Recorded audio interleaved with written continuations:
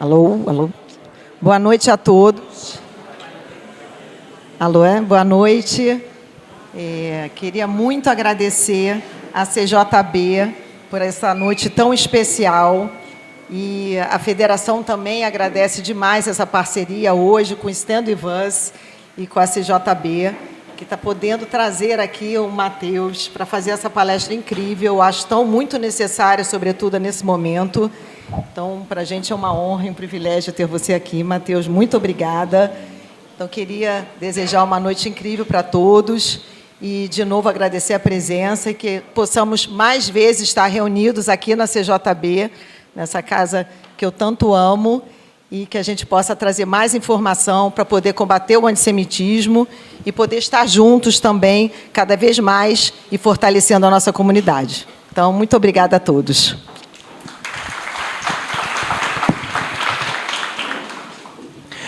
Olá, boa noite a todos. Boa noite a todas. É um prazer imenso estar aqui com vocês. Eu queria começar me apresentando um pouco de quem eu sou. Eu sou o Matheus Alexandre, eu tenho 29 anos, eu sou sociólogo, eu estou concluindo meu PhD em Sociologia, eu tenho uma capacitação em História do Antissemitismo no Yad Vashem, eu tenho uma capacitação em História, Política e Cultura no Oriente Médio com a Stand With Us, e também em Antissemitismo Contemporâneo na Universidade de Oxford. Eu vou discutir um pouco com vocês sobre antissemitismo nas esquerdas. E, para isso, eu vou falar um pouquinho sobre antisionismo, quando começa essa oposição ao sionismo nas esquerdas, quando ela começa a se transformar em antissemitismo, por que as esquerdas começam a se usar o antissemitismo para se opor ao sionismo, e a gente vai já discutir mais a fundo isso, e discutir um pouco desse contexto dentro da União Soviética. Enfim, vamos seguir. Para a gente falar um pouco disso, a gente tem que, então, discutir um pouco sobre história das esquerdas, tá? Para a gente entender hoje por que um jovem judeu chega na universidade pública e ele lida com gritos de ordem, palavras de ordem tão antissemitas dos seus colegas, entre aspas, colegas, né? A gente tem que voltar um pouco na história da própria esquerda, né? Então, a gente volta lá na metade do século XIX, quando nós estávamos discutindo já o antissemitismo na Europa, o ódio contra os judeus na Europa. E essa já era, sim, uma discussão para a esquerda, né? A esquerda já discutia como combater o antissemitismo. Era uma preocupação da esquerda, mesmo porque existiam muitos judeus que, naquele momento, apostavam na via de esquerda. E existia uma pergunta, que era essa: qual a via para a emancipação judaica? E, naquele momento, existia uma vertente de esquerda que a gente vai chamar aqui de socialista revolucionária, ou os universalistas. Essa corrente de esquerda ela era inspirada principalmente por esse cara aqui, ó, o Karl Marx e o Friedrich Engels. Eles iriam dizer que, olha, a principal forma de combater o antissemitismo é a gente lutar pelo fim do capitalismo. Tem que acabar o capitalismo, então a gente tem que construir uma sociedade que não tenha mais fronteiras nacionais, que não tenham mais nacionalismos e que a humanidade seja uma só. E quando a humanidade for uma só, o antissemitismo vai desaparecer. A gente podia dizer assim, tá, essa é uma visão um tanto utópica, mas não era necessariamente antissemita, certo? Ok. Uma outra proposta era uma proposta do que a gente pode chamar hoje de esquerda judaica, de um partido que era um partido muito grande ali do leste europeu, que era o Bund. O Bund era uma abreviação para Partido Operário Comunista dos Trabalhadores da Polônia e da Lituânia. Esse partido era um partido nacionalista, só que ele não era sionista.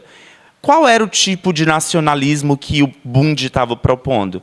Um nacionalismo de uma identidade Yiddish, que não era para construir um Estado na terra de Israel, mas um Estado na diáspora, com uma identidade judaica moderna, laica, e que fosse ali onde os judeus estavam, no leste europeu. Essa proposta ela não funcionou. Inclusive, a maioria dos judeus dessa proposta foram exterminados nos campos de concentração. Então, essa era uma segunda proposta que existia naquele momento para solucionar o problema do antissemitismo. Uma proposta que vinha da esquerda, aqui era uma proposta que vinha da esquerda também, mas já uma esquerda mais judaica. E uma terceira proposta, que já era uma proposta também judaica, mas aqui era uma proposta já sionista, que era a proposta do sionismo de esquerda, ou do sionismo socialista. Surgiu o sionismo no final do século XIX, e, junto com o sionismo, surgem várias correntes, não é? Sionismo político, sionismo religioso, sionismo de esquerda, sionismo de direita, todos os sionismos que nós conhecemos até hoje. E, naquele momento, surgiu o Poale Zion. Essa organização ela surge ali no leste europeu, ela participa da Revolução Russa, e essa organização era uma organização sionista que acreditava na construção de um Estado para os judeus na terra de Israel. Mas eles eram, ao mesmo tempo, socialistas também. Então, nós temos aqui 3 propostas na esquerda daquele momento. Uma proposta que acreditava que a solução para o antissemitismo era: olha, nada de nacionalismo, tem que ser todo mundo uma coisa só, sem nacionalismo nenhum. Então, essa primeira proposta fazia oposição a todos os nacionalismos, dos húngaros, dos russos, dos brasileiros todos. Não era só o sionismo, tá? Um nacionalismo judaico mais diaspórico e um nacionalismo judaico baseado na terra de Israel, certo? O sionismo. Vamos lá. E aí, existiam outras perspectivas. Nós entramos numa discussão que então, nesse momento, a esquerda ela era anti-sionista ou ela era antinacionalista? Essa é uma discussão que as pessoas fazem, que nós fazemos. E nós entendemos que, naquele momento, a esquerda não era ainda anti-sionista. Por quê? Porque ela estava se opondo a todas as formas de nacionalismo.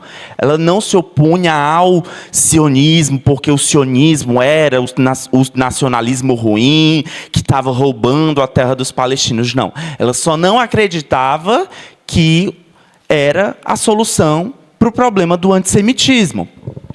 E eu trago para vocês esse exemplo. Vocês estão vendo essa mulher da foto? O nome dela era Emma Goldman. Ela era judia, mas uma judia socialista, anarquista, na verdade, e ela não acreditava sequer em Estado. Ela era contra todos os Estados. Mas ela era contra todos, e não só contra um, que era o de Israel, né? E aí, uma vez ela leu um artigo que saiu em um jornal espanhol de um colega dela, que era de esquerda, e esse cara denunciava o sionismo na Palestina, roubando terra dos árabes e tal. E ela responde esse senhor em um artigo. E ela, nesse artigo da década de 30, tá?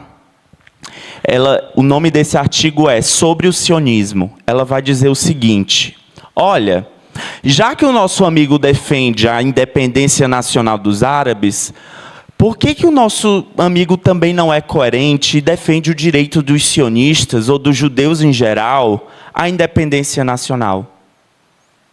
O mesmo argumento que nós estamos falando ainda hoje. Por que só os judeus não tem direito a ter um Estado? Por que só os judeus não têm direito a ter o nacionalismo? Veja bem, a Emma Goldman era contra todos os estados, ela era contra todos os nacionalismos, mas ela estava apontando a incoerência de quem dizia ser contra os estados e que era contra os nacionalismos, mas, nesse caso, estava defendendo de uns e era contra o dos judeus. E ela mesma denuncia que esse cara... Olha, você está sendo antissemita pela sua incoerência, porque você está sendo só contra dos judeus. Gente, década de 30. E nós não estamos falando aqui de uma esquerda moderada, não. Ela podia ser o que a gente chama hoje de extrema esquerda, tá? Ela já tinha essa clareza que hoje muitos não têm. Vocês estão conseguindo entender? Se tiverem alguma questão, já pode falar aí, tá? Vamos lá, vamos seguir. Nesse mesmo contexto, nós temos outra figura, também judia, que era esse senhorzinho, de sobrenome Brodstein. Né? Ele não gostava de ficar mostrando que ele era de origem judaica, ele tinha um problema com isso, aí, que ele devia ter feito análise, à época nunca fez, mas... ele usava o sobrenome que ele inventou, chamado Trotsky. Quem já ouviu falar dele? Levanta a mão. Eu não sei de onde é que ele inventou isso, mas ok. O neto dele, o bisneto dele mora hoje em Judéia e Samaria, ok? É o pavor do bisavô. Mas vamos lá. Pavor do bisavô. Mas ele era judeu, nascido na Ucrânia, no que hoje nós chamamos de Ucrânia, não existia Ucrânia quando ele nasceu ainda, mas ele também rejeitava todas as formas de nacionalismo, todas as formas de particularismo, porque ele dizia que tinha que lutar pela Revolução Mundial. E era assim que os judeus iam ser livres. E ele via o sionismo assim também, como uma forma de particularismo que não era... como os judeus iam ser libertos. Hoje isso aí está atrapalhando a gente, cara. Vai só, né, pelo amor de Deus, vamos lutar aqui pelo socialismo, é melhor. Ele dizia isso. É tanto que, vocês lembram que eu falei desse bundismo aqui, ó, esse movimento diaspórico do leste europeu, lembram? Pois bem, ele chamava esse pessoal de sionistas enjoados. Eles nem eram sionistas, pois bem, ele chamava esse bando de sionista enjoado.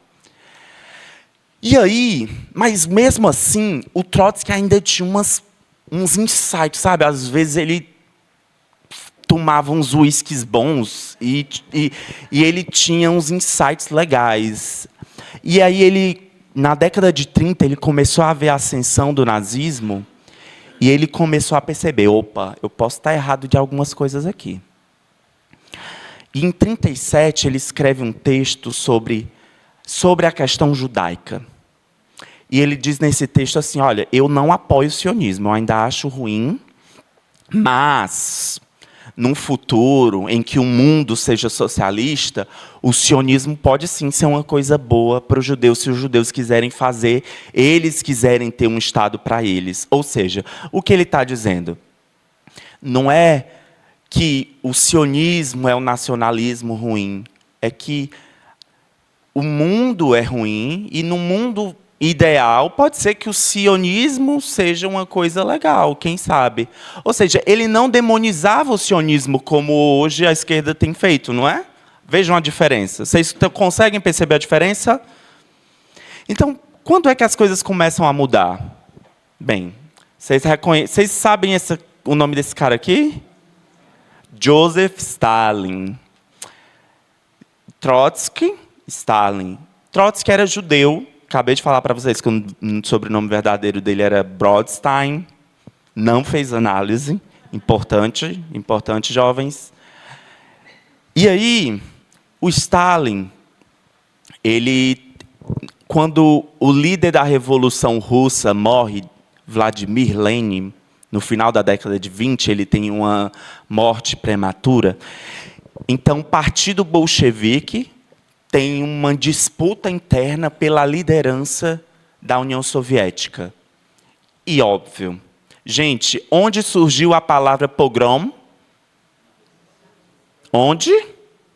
No Império Russo. Onde surgiu a obra Os Protocolos dos Sábios de Sião?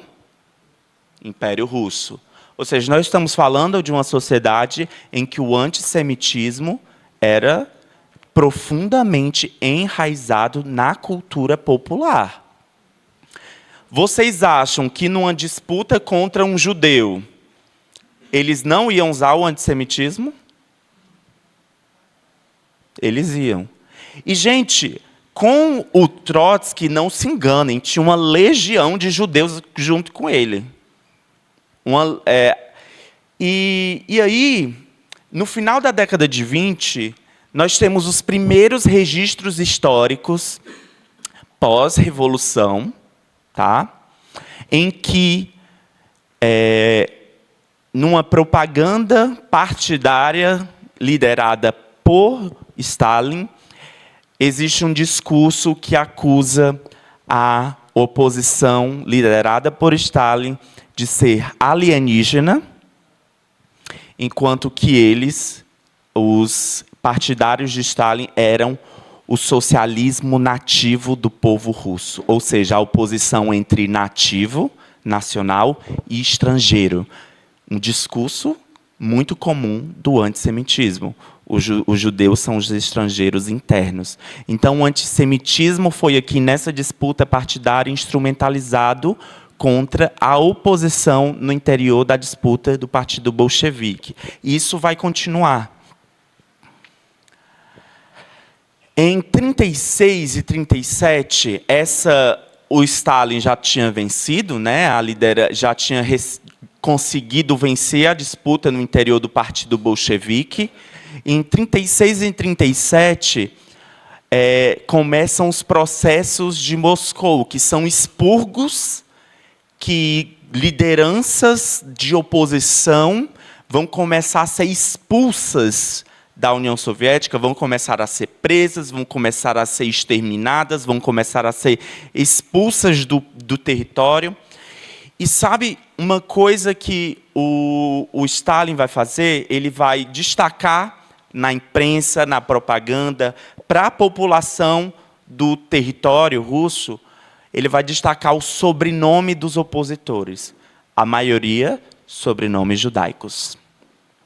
Para incitar o antissemitismo da população contra esses opositores, que eram, obviamente, apoiadores de Trotsky. Pós-Segunda Guerra Mundial, quando o regime nazista é derrotado, durante a luta contra os nazistas, obviamente, o regime de Stalin vai querer o apoio dos judeus ao redor do mundo, inclusive financeiro. Ele vai fazer campanhas de arrecadação de dinheiro para financiar as tropas, etc., etc. E aí ele faz o quê? Ele cria um comitê judaico antifascista. Nesse momento, os judeus servem. Nesse momento, os judeus servem para posar de vitrine, para eles, para ganhar voto, nas eleições. Nesses momentos, os judeus servem. E aí ele cria o Comitê Judaico Antifascista. Só que assim que a guerra acaba, ele fecha o comitê. E começa novamente o processo de perseguição dos judeus dentro da União Soviética. E ainda no final da década de 40, já com a fundação do Estado de Israel, começam as campanhas contra o que eles chamavam de cosmopolitismo sem raízes. Ou seja, contra o estrangeirismo interno dentro da União Soviética. Gente, o quão familiar é para a gente esse tipo de discurso? Pois bem. Vocês lembram que eu falei aqui para vocês desses processos de Moscou em 36, os processos contra os opositores, certo? Em 37, o Trotsky já estava exilado, ele estava morando no México, lá onde ele conhece a famosa Frida Kahlo, e tal, tem um romance. Pois bem, ele escreve esse texto, o termidor e o antissemitismo, denunciando o antissemitismo desses processos. E ele vai denunciar como o Stalin está usando os sobrenomes dos opositores para incitar o antissemitismo da população russa. Ele vai, inclusive, enfatizar outras nuances do antissemitismo do aparato estatal soviético. Mas essa é uma das principais nuances que ele vai denunciar. E em 48, é muito interessante que em 48, a cúpula estatal de Stalin decide apoiar a fundação do Estado de Israel. Mesmo com todo aquele antissemitismo que eles estavam fomentando. Eles estão antissemitas internamente, mas externamente eles decidem pragmaticamente apoiar uma política externa que o Estado de Israel é criado. Por que isso? Porque, gente, quem era a potência global naquele momento? Era a Inglaterra. E quem era que controlava o mandato britânico? A Inglaterra.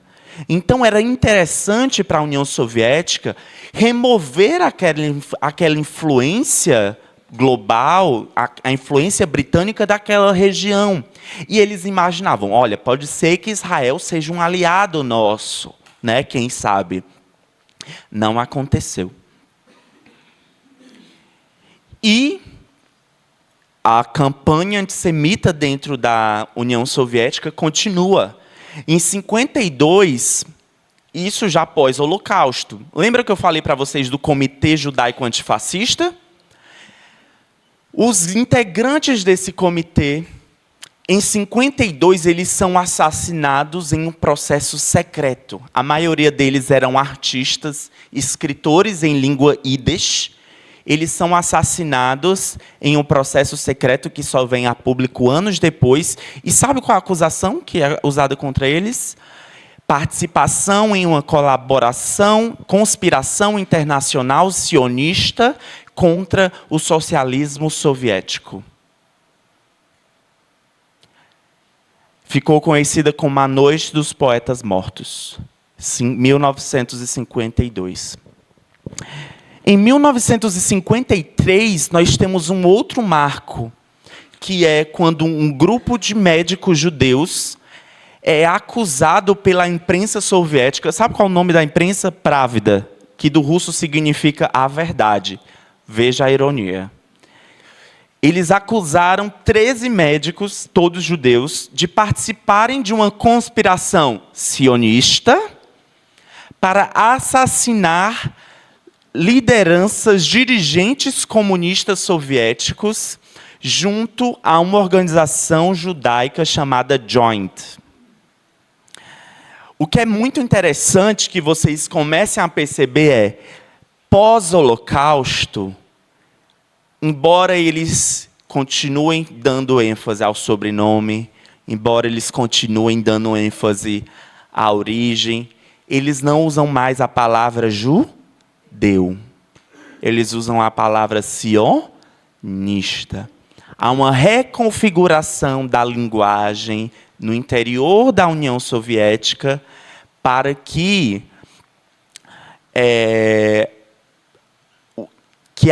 utilizando a gramática antissemita contra judeus, sob agora o adjetivo de sionista.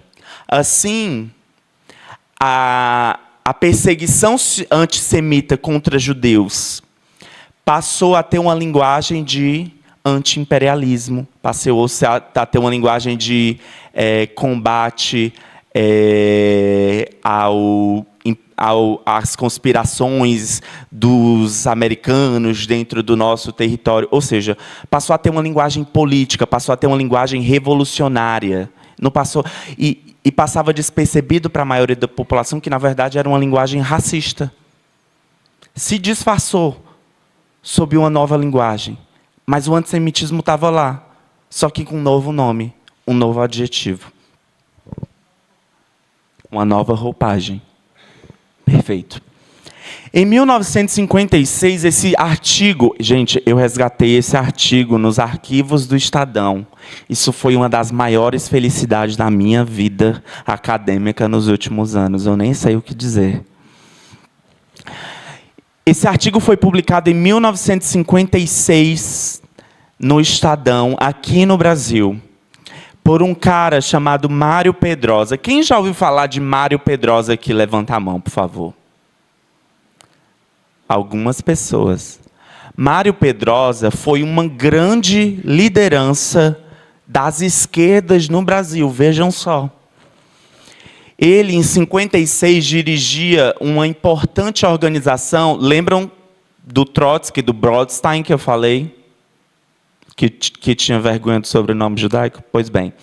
Ele, em 56, dirigia uma organização judaica trotskista no Brasil, ou seja, fazia oposição a Stalin. Em 56, ele, muito atento ao que estava acontecendo dentro da União Soviética, em todos esses contextos aqui, ele escreve esse artigo para denunciar o uso do sionismo para perseguir os judeus dentro da União Soviética. E o nome do artigo é A Nova Heresia Staliniana. Para denunciar que o sionismo estava sendo dito como uma heresia por Stalin. E veja bem, por Stalin não, agora Stalin já tinha morrido, mas pelo regime que Stalin deixou. Ops, passei para trás. Vejam o trecho que ele escreveu em 56. Gente, eu quero destacar uma coisa. Esse senhor, Mário Pedrosa, era um senhor que dizia: eu quero acabar com o capitalismo, eu sou de esquerda, eu sou socialista, tudo que a gente poderia dizer assim, esse cara vai ser antissemita comigo. Mas olha o que ele escreve em 56. Antes da criação do Estado de Israel, os judeus, em vários países europeus, não tinham pátria. Eles eram apenas tolerados. A importância de Israel reside justamente nisso. Os judeus rejeitados ou não assimilados aos estados onde vivem têm agora uma pátria que os acolhe. Vocês imaginam uma liderança de esquerda no Brasil falando algo assim hoje? Impensável, né? Mas ele teve essa clareza de perceber, naquele tempo que não tinha rede social, que as informações tinham dificuldade de chegar, ele percebeu o que estava acontecendo lá dentro da União Soviética, e ele percebeu o que era o sionismo, que não era aquilo que o Stalin estava dizendo, e ele entendia o que Israel significava para os judeus, apesar de todas as posições dele. Pois bem, Mário Pedrosa, para quem não sabe, aqui vai uma informação bombástica que vai chocar vocês. Foi a primeira assinatura de fundação do Partido dos Trabalhadores. Durmam com essa. Um ponto de virada. Gente, quando foi que as coisas mudaram? Que essas coisas que o Stalin estava falando tudo viraram regra nessa discussão que a gente está tendo hoje? A Guerra dos 6 Dias. Né? Eu acho que todo mundo sabe o que foi a Guerra dos 6 Dias, não sabe? Nós, né, estávamos lá em Israel, percebemos que algo estava acontecendo nas nossas fronteiras, fizemos um ataque preventivo e vencemos a guerra em 6 dias, conquistando territórios como Península do Sinai, Colinas do Golã, Faixa de Gaza, Cisjordânia, Jerusalém Oriental, enfim. Só que o que a gente descobriu depois, que a coligação de países árabes que nos enfrentaram, que enfrentou o Estado de Israel, eles estavam naquele momento financiados, eles eram aliados fortemente financiados da União Soviética. A União Soviética, desde a década de 50, tinha se aproximado fortemente dos países árabes por uma questão de geopolítica e principalmente em razão da Revolução Egípcia. E na Guerra dos 6 Dias foi uma aposta que ela fez. Olha, eu vou financiar. se os meus aliados vencerem, eu vou ter um ganho estratégico na região. Vai ser um avanço da minha influência regional. O que foi que aconteceu? Um país minúsculo ganhou uma coligação de 6 países financiada por uma potência enorme. Isso gerou uma consequência para a União Soviética. Qual foi? Os judeus que estavam lá, a maioria ainda traumatizados pelo Holocausto, olharam para Israel e disseram assim: caramba! Olha só o que o nosso Estado fez. A gente estava sendo exterminado um dia desses, agora a gente tem um exército capaz de proteger o nosso país e vencer um monte de outros exércitos juntos. E, de repente, os judeus soviéticos estavam cantando a Hatikvah na esquina. Isso assustou o poder soviético de uma maneira que eles pensaram: poxa, daqui a pouco os judeus soviéticos vão todos estar querendo ir embora, isso não pode acontecer. Então, nós tivemos um despertar nacional dos judeus soviéticos. E isso foi ameaçador para o poder, para o governo soviético. Uma outra consequência foi: a esquerda global olhou para a vitória de Israel e ela pensou 2 coisas. Primeiro, por que a União Soviética não venceu? E segundo, uma outra parte da esquerda que ainda apoiava Israel começou a achar ruim Israel ganhar territórios. Isso começou a estremecer relações. Então, a União Soviética aproveita esse momento para produzir tanto respostas internas para o seu público que estava estremecido, e os judeus soviéticos que estavam muito mais sionistas, quanto para a esquerda global que estava sem entender o que tinha acontecido no Oriente Médio. E o que eles vão fazer? Eles vão criar o que vai ficar conhecido como antisionismo científico, que ganhou o nome de sionologia.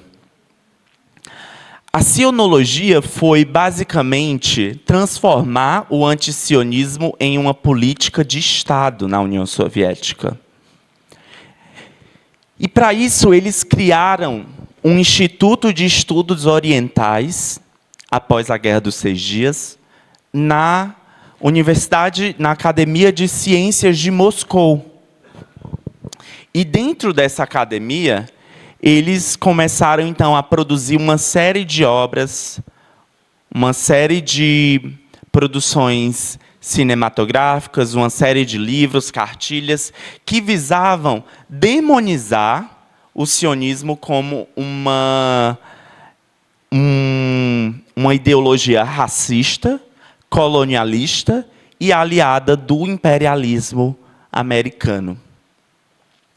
E, óbvio, nesse contexto em que já vinha acontecendo uma série de perseguições antissemitas dentro da União Soviética, essa distorção do sionismo, essa demonização do sionismo, se utiliza fortemente de tropos antissemitas. Essa, gente, é uma charge que foi utilizada pela propaganda antissionista da União Soviética. Em russo, aqui está escrito sionismo, tá?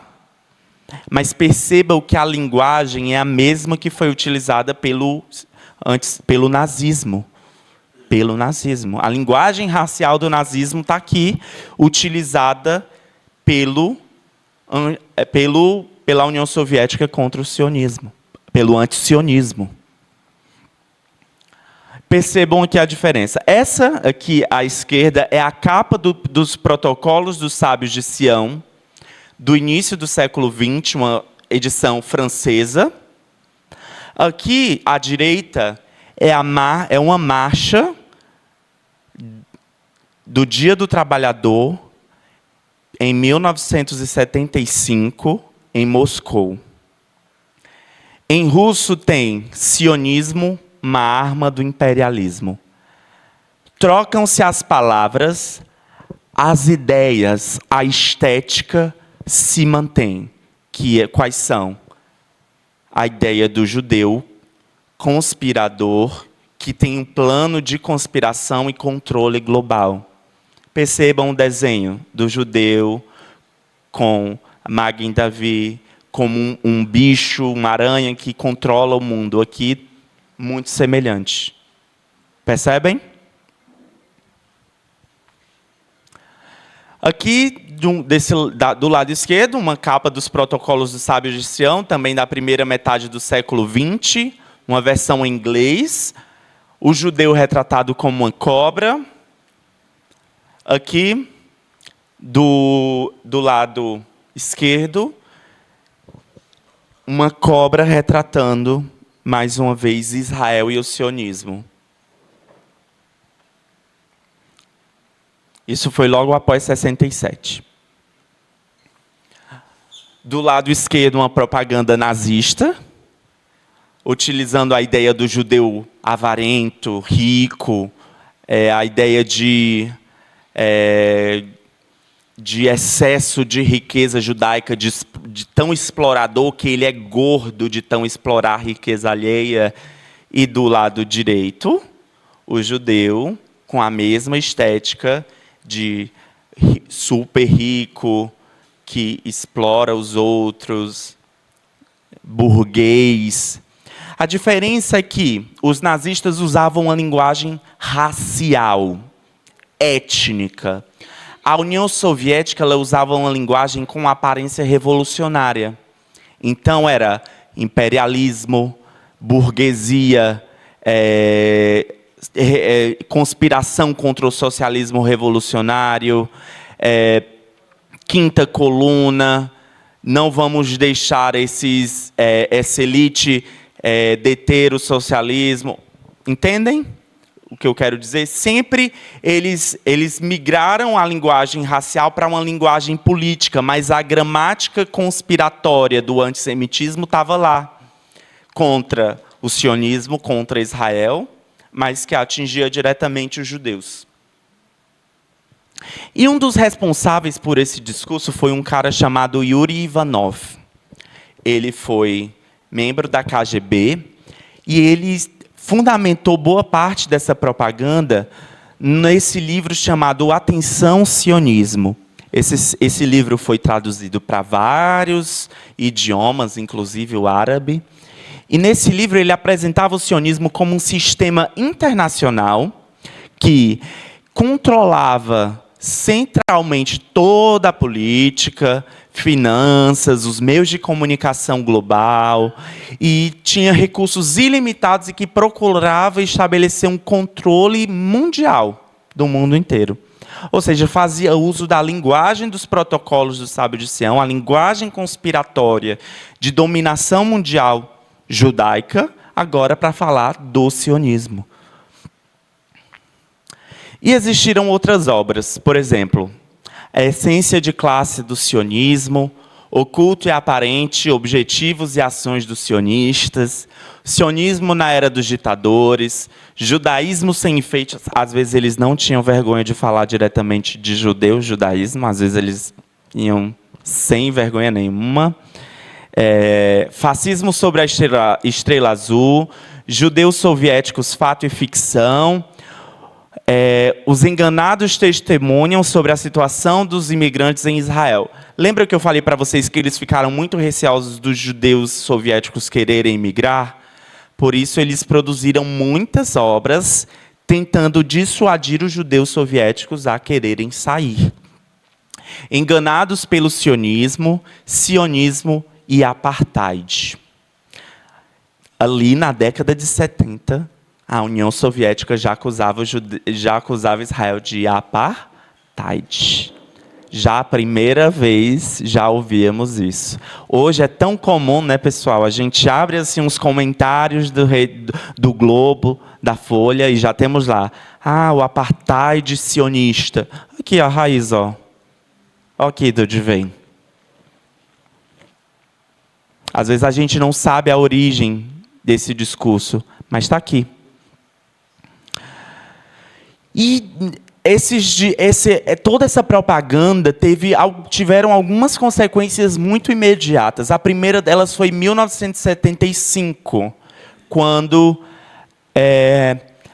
na ONU, em articulação com os países árabes, a União Soviética conseguiu... Aqui tem um erro, tá, pessoal? A ONU aprovou na Assembleia Geral a Resolução 3379, que equiparava o sionismo ao racismo, não é nazismo. E aí, continuando essa ofensiva propagandística contra Israel e o sionismo, a União Soviética cria, em 83, um comitê antissionista do público soviético. Por que eu coloquei esses judeus aqui, os judeus do Neturei Karta, que são antissionistas? Porque eles servem de exemplo para a gente falar desse comitê antissionista de 83. Todos os membros desse comitê antissionista soviético eram judeus. Os soviéticos, eles não eram bobos. Eles usavam judeus que concordavam com os discursos deles para atacar outros judeus. O quão isso é familiar ao que nós estamos vivendo hoje? O quão familiar nós estamos... O quanto nós estamos lidando com isso nos nossos dias?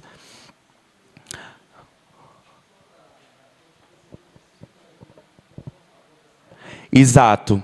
O governo de Geisel votou a favor dessa resolução em 1975, naquele período. Foi um momento muito triste na história das relações diplomáticas entre Brasil e Israel. O Brasil votou a favor dessa resolução 3379, equiparando o sionismo ao nazismo. Racismo, desculpa, mais uma vez. Pois bem, é porque eu queria dar spoiler já do próximo slide. Veja bem, o meu inconsciente, ó, análise de novo.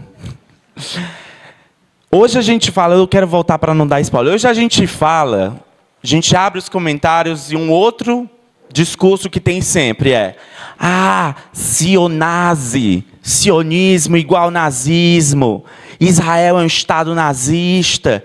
E de onde que vem esse discurso? Também vem dessa propaganda. Gente, a gente não tem noção do quão prejudicial para o nosso debate sobre Israel a propaganda antissemita da União Soviética foi. Nós ainda estamos pesquisando isso, né? Eu tenho um contato com os pesquisadores que eles ainda estão... Mateus, eu ainda estou achando arquivos novos.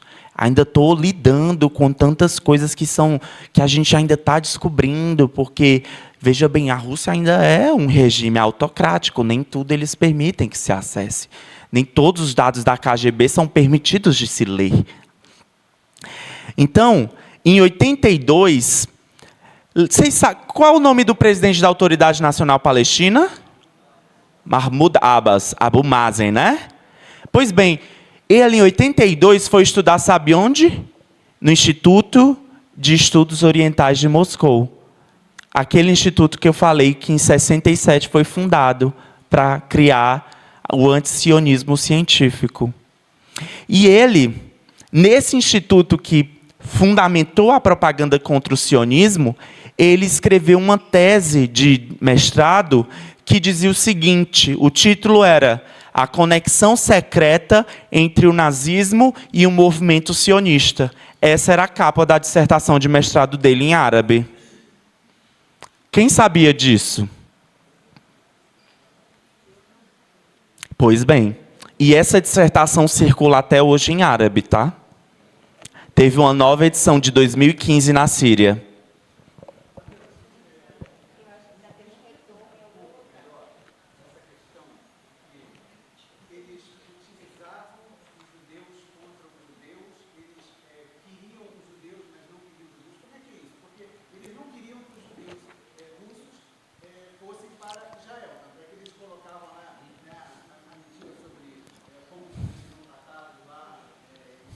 Certo.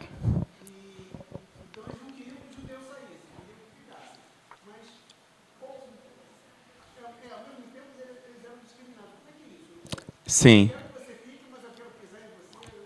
eu quero que você fique do meu jeito. E o seu jeito é, deixe de ser judeu, vire só russo. Se assimile à cultura russa, abandone o judaísmo. Tanto o regime soviético, vamos lembrar, era um regime totalitário, que proibia a religião, proibia outras formas de expressão nacional. Outras minorias nacionais também sofreram, como os tártaros. Os ucranianos também tiveram muito conflito com o governo central de Moscou, em muitos momentos. O que era que estava em jogo? Era que os judeus eram uma pedra no sapato.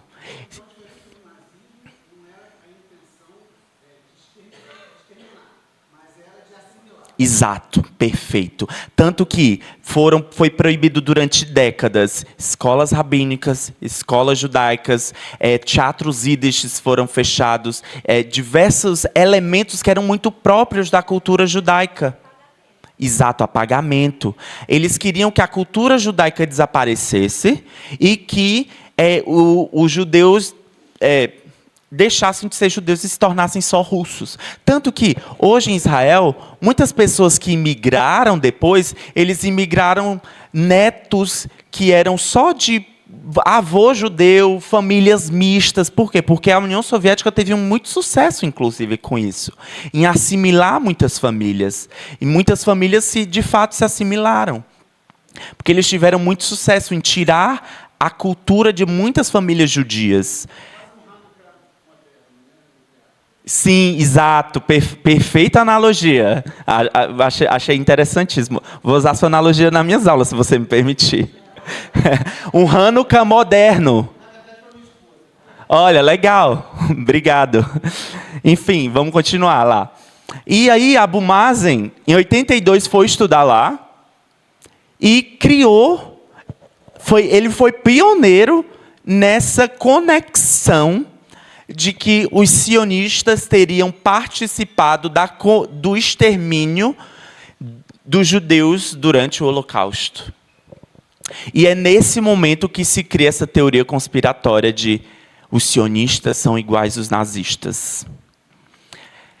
E, olha, veja só que o Abu Mazen ele foi tão perspicaz que, 3 anos depois, aquele comitê antisionista do público soviético que eu falei para vocês, eles, inspirados nessa cartilha, nessa dissertação do Abu Mazen, eles criam uma cartilha chamada A Aliança Criminosa entre Sionismo com o Nazismo. E eles vão dizer nessa cartilha que, olha, os sionistas, eles ajudaram os nazistas a exterminar judeus que não eram sionistas. Os sionistas exageraram o Holocausto para ganhar politicamente para Israel. E os sionistas, eles são hoje uma expressão pós-Segunda Guerra do nazismo. Gente, escutamos hoje isso ou não? O tempo todo. E vejam que eles já estavam, naquele momento, com uma forma de distorção e negação do Holocausto, que é a ideia de que exageramos o Holocausto, não é? 6 milhões de judeus, e eles disseram que tem algum exagero em falarmos sobre isso, para que Israel tenha algum lucro. E hoje, a acusação de genocídio, vocês escutam muito? Pois bem, a primeira vez que houve uma acusação de genocídio foi em 69. Ela aconteceu no Cairo, numa conferência promovida entre o governo egípcio com a Liga Árabe e a União Soviética. E ela acontece ali, quando um embaixador, um representante do governo soviético, ele entra, ele vai fazer o seu discurso e ele, ali naquele momento, ele faz uma acusação de genocídio do povo palestino por Israel pela primeira vez. É a primeira vez que Israel é acusado de genocídio contra os palestinos, em 69, no Cairo. 69. Desde 69, Israel é acusado de genocídio dos palestinos. E em um exemplo mais recente foi Hugo Chávez, em 2000, que acusou Israel de genocídio pelo bloqueio, que inclusive é reconhecido pela ONU, da faixa de Gaza. Ele também acusou Israel de genocídio. Hoje, nesse contexto de guerra, Israel começou a ser acusado de genocídio no dia 8 de outubro. Mas aqui eu trouxe uma foto do dia 9 de outubro. Tá? Isso aqui é uma foto de Londres. Encerre o genocídio do povo palestino. Israel só entrou em Gaza no dia 27 de outubro. Israel só começou sua operação terrestre em Gaza no dia 27 de outubro. O que eu estou querendo dizer? Israel não é um Estado perfeito. Israel pode errar na sua operação em Gaza. Sim, é um Estado como qualquer outro. O que eu estou dizendo é que a acusação de genocídio não é nova. Inclusive aqui no Brasil. Ela acontece há muitos anos. E inclusive antes do início dessa guerra. Eles esperam a guerra para acusar que Israel esteja cometendo um genocídio. Mas como que nós chegamos até a situação que nós estamos hoje aqui no Brasil, de antissemitismo das esquerdas, que afinal de contas é o título da nossa palestra? Em 1985, nós começamos o processo de redemocratização do Brasil. Até aquele momento, a esquerda, o partido de esquerda hegemônico, o principal partido de esquerda que hegemonizava no cenário brasileiro era o Partido Comunista Brasileiro. Só que, naquele momento, um novo partido surge, a partir dos sindicatos, dos movimentos sociais, inclusive da Igreja Católica, que é o Partido dos Trabalhadores. Ele se torna, então, desde aquele momento, o principal partido da esquerda no Brasil. E ele não era naquele... E por uma série de razões, ele não tinha a questão de Israel ou dos palestinos como uma questão central.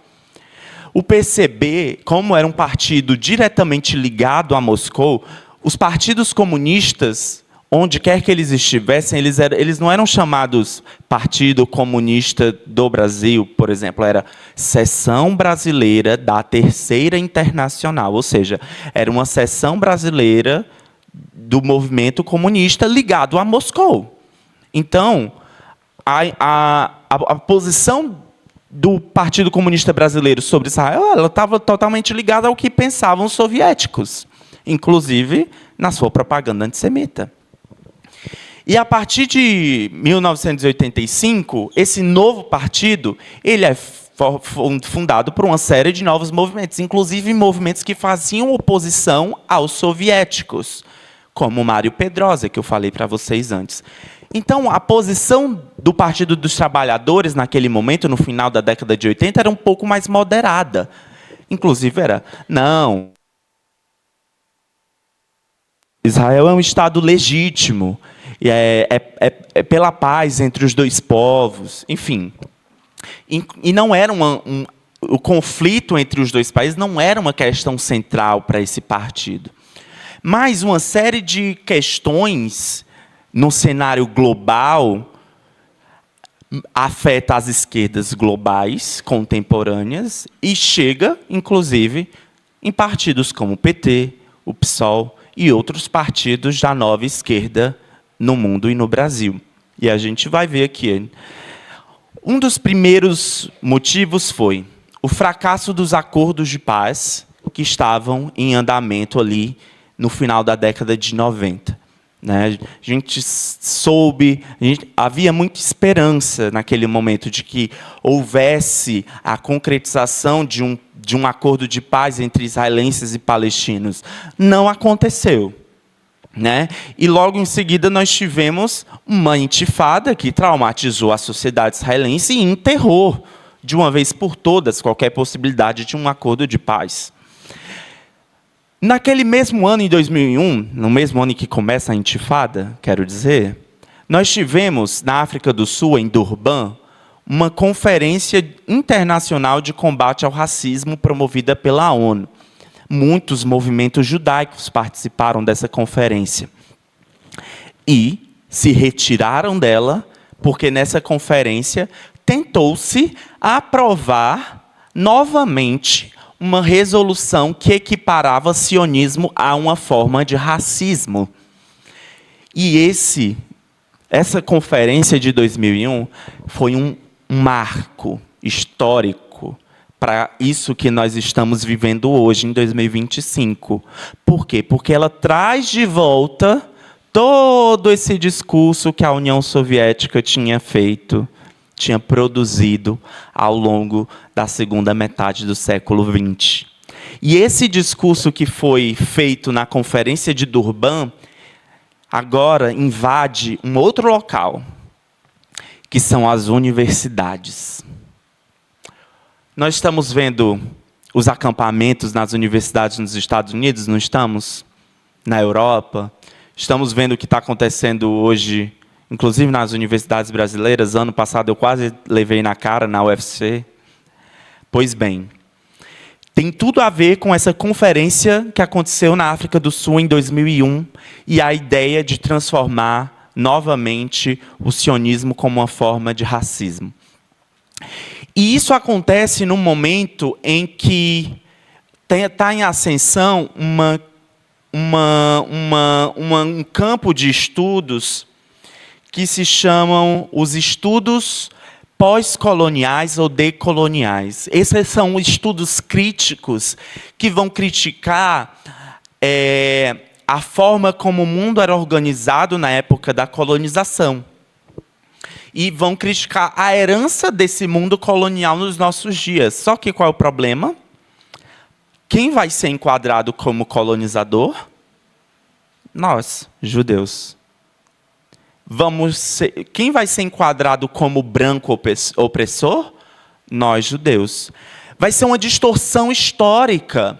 Nós, judeus, que nunca fomos aceitos como parte do Ocidente, que nunca fomos aceitos como parte da Europa, e que por isso mesmo o Holocausto aconteceu, e que por isso mesmo a necessidade histórica da fundação do Estado de Israel, agora vamos ser colocados como colonizadores, do mesmo lado dos portugueses que colonizaram o Brasil, ou dos ingleses que colonizaram a América do Norte. Como pode isso? Então, é uma distorção histórica da história judaica. Percebem? E todo esse movimento vai renovar a propaganda soviética. Sabe aquele zumbi que está zanzando por aí, que está só procurando um lugar? Pois bem, o zumbi da propaganda antissemita soviética ressuscita nesse momento e ganha novo fôlego. Então, pessoal, é nesse contexto, nesses marcos históricos mais recentes, que se enquadra esse contexto pós-7 de outubro que nós estamos vivendo hoje. Que esse acúmulo histórico, ele vai, hoje, no pós-7 de outubro, no Brasil, fazer com que o preconceito contra os judeus seja enquadrado como uma crítica e a autodeterminação do povo judeu em Israel seja enquadrado como colonialismo. Não pode ser assim. Está tudo errado. O nome disso é antissemitismo. A gente precisa mudar isso. Muito obrigado, pessoal.